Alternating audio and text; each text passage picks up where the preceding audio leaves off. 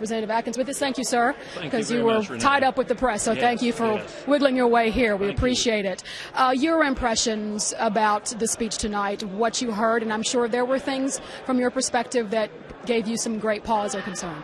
Well, there's no question. I mean, tonight is my first briefing of hearing what the governor may have in his recommended budget to the legislature. And, of course, without seeing the actual budget bill, it makes it difficult to make specific comments. But I would say that on the surface, there were some things that he mentioned in the first part of his speech that I think that House Democrats will be able to work. The opioid crisis we have, adding that money in, the adoption issue that we have is also another area that I think we can work in. Public protection are some of those areas that I think that it's, are very bipartisan issues that I think we can work very closely in. I was glad to hear him say the seat would stay at the level it is, but in talking about public education, there's still a lot of concerns, and until we see exactly where those cuts are going to take place in higher education, is the Friskies program, the Family Resource Center, is going to be cut in the 6.25% cut.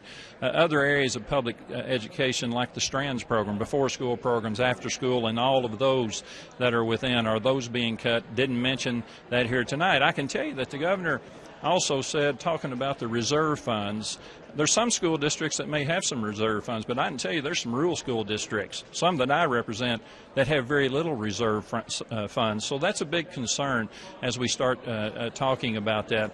Also, the governor mentioned when he was dealing with public education, transportation funds. Transportation dollars have not been increased from the legislature or from the state back to local school districts in over a decade. It's very concerning to me that that will be another cut, because I can tell you a school district in my district takes out over $1 million during the school year to be able to help fund transportation. So that's very concerning to me when you start mentioning that. The other thing I would tell you, Renee, the governor talks about growing our economy, and you've heard me speak about this many times. You don't grow your economy or you don't create economic development overnight.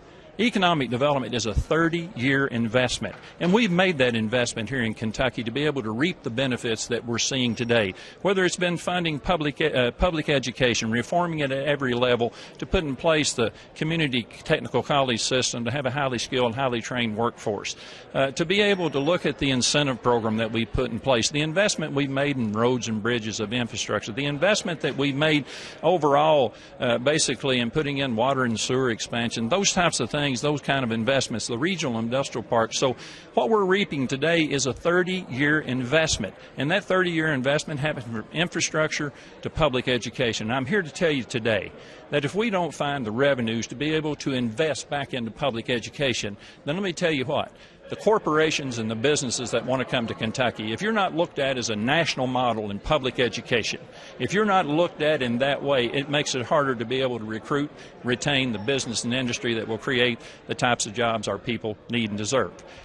You heard him talk about pensions, and he's committed $1 billion. So what do you think about the pension proposal that he kind of outlined tonight?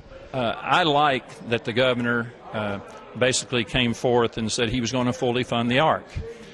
We have agreed with that. Our House Democrats have agreed with that. We just hadn't agreed with the policies within what he wants to do to change the overall pension system itself. Our position from House Democrats has been to fully fund what we have and keep what we got. So keep what we got, but fully fund it. So the governor basically is fully funding, but we believe we ought to keep what we got. We made major reforms, Renee, in 2008 and 2013 in our pension system. And in 2013, we said we're going to fully fund the ARC in 2014 and 2016, and we did. We put in a pension oversight board that basically is doing the overseeing. We've done a $3 million audit. And if you look at what we're doing now, we're starting to recover with our pension systems. In state retirement alone, we had a 13.5% growth last year on investments coming back to the system. In teacher retirement, we had a 15.5% growth of those investments coming back to the system. Those reforms we put in place in 2008 and in 2013 are now working. That's right. I believe we ought to fully fund it, but I believe we ought to keep what we got. Last word, tax modernization. He didn't say tax reform. He said tax modernization. Do you have a different interpretation of what tax modernization means? And he said it doesn't mean necessarily tax increases. Well, all I can say is all this goes hand in hand. If you want to talk about the three subjects of the budget, Pension reform and tax reform, in my opinion, all of those go hand in hand. It's hard to write a budget without knowing how much money you're going to have. I will say this, though, Renee, the month of December, we had a record number of growth in the Commonwealth of Kentucky. Our revenues grew coming into the state 11%.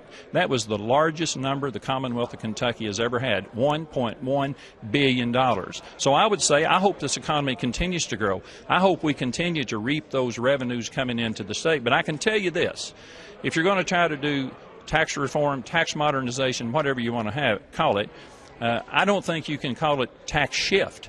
Now, if we're talking about shifting taxes from those most able to pay to those least able to pay, we're going to fight that, and we're going to be opposed to that. We look forward to working in a very bipartisan way as a House Democratic Caucus. That was going to be my next question. We want to see this Commonwealth move forward, and the investments that I have helped make and the policy decisions that I have helped be a part of over my 31 years here in this, I'm proud of that, and I've worked hard with that. And to say that those of us that have served here that long have not had any input in making positive direction, I will debate him or anybody else on any street corner they want to debate, because I'm proud of the service that we've made for those of us that have been here for some time. Now, I've lived in Kentucky all of my life. My family's been here for 200 years in Kentucky. So I gave a little education on what's been invested in Kentucky over my 30 years of service, along with the members of this General Assembly. If we want to keep that momentum, that's the kind of investment I believe that we have to make in the future, both in public education and both in infrastructure, and make sure our communities are all we want them to be, strong communities all across Kentucky. Leader Adkins, thank you so very much. We appreciate your time, as always. And our thanks also to the other leaders as well.